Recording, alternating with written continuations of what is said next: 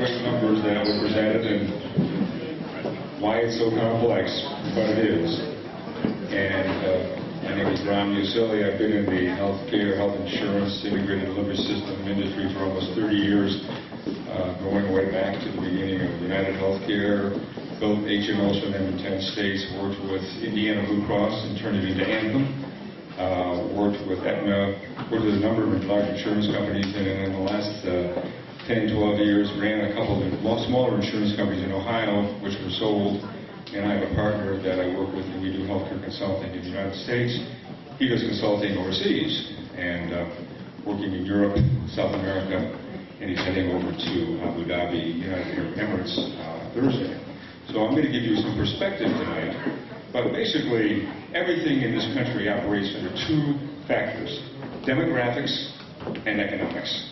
So we're going to start out, and I'm going to have to sort of run through this evening because normally it's Joe and I, so when you add three people, unless you want to be here and go home and watch Jay Leno, we need to get you out of here. So anyway, demographics and economics drive everything. Here's what we're going to talk about real quickly. I'm going to talk about this evening. These are sort of the overview of the key issues. Now, the first presenter did a pretty good job of its history, its goals, and its impact, so I won't spend too much time on that. Let's take a look at the baby boom generation. We talk about it all the time. When were they born? This is the generation born in 1946 to 2046. They've always been the demographic anomaly. 78 million Americans. They've dominated society for 60 years. They didn't just date, they transformed sex roles and practices. Although they were born between 1946 and 64, there's two groups within that demographic. We know that retirement and aging will never be the same as the oldest boomers move into their 60s, which is happening now. Starting January 1st of 2010, 10,000 new people a day are signing up for Social Security a day, and will for the next 20 years. Okay? With the current recession, many boomers are now staying in the workforce and plan on working for 5 to 10 years more than originally planned. And they will have an impact, obviously, as I mentioned here, on Social Security.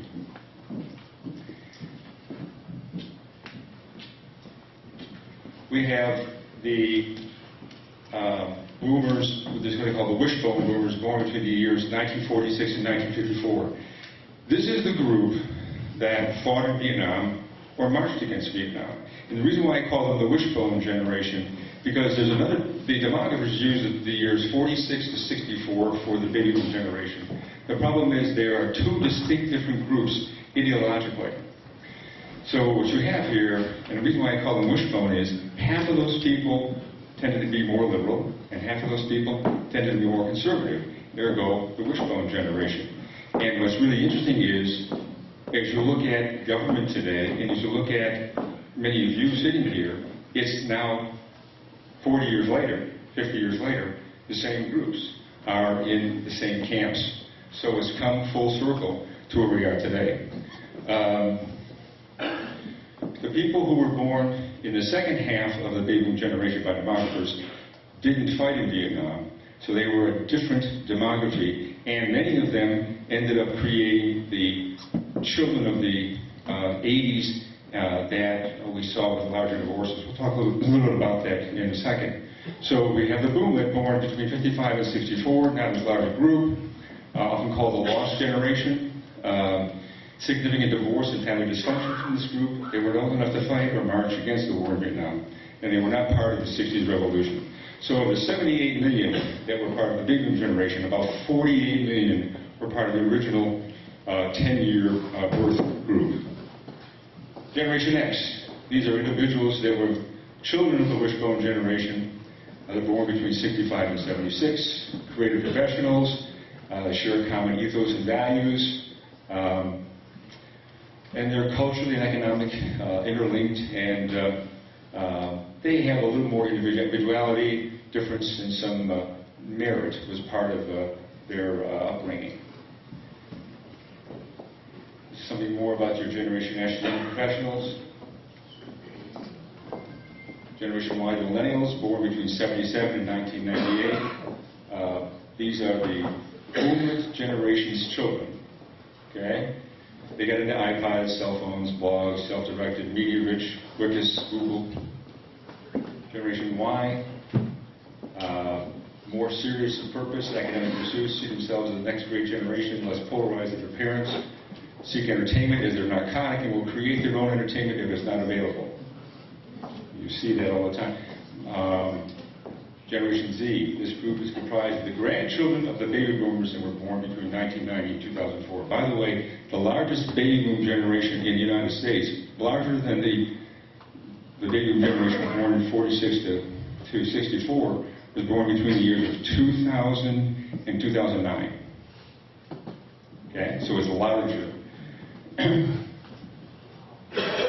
These individuals were born on the internet, are green, they have, all they've heard is global warming, they are environmentally aware, they will be a transient workforce, they will follow the work and live where the work is based, they're attracted to YouTube, music, real-time interaction, they will expect to use the internet for everything, multicultural and multiracial, more so than those who came to this country in the turn of the century.